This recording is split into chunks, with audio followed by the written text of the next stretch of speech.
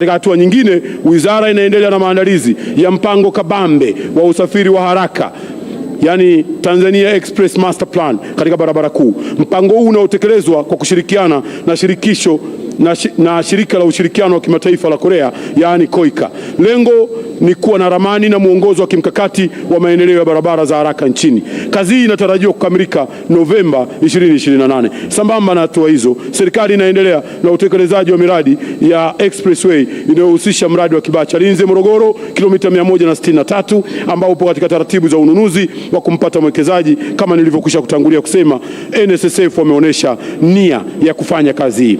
Aidha, taratibu za maandalizi ya kuanza upembuzi yakinifu wa awali. Tunao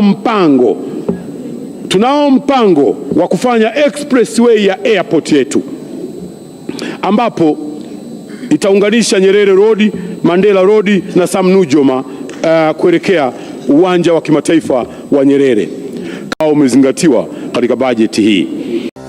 Kuwa wa kwanza kusubscribe, kulike, kucomment na kushare, kisha bonyeza alama ya kengele kwa habari KemKem Tanza TV, popote tunakufikia.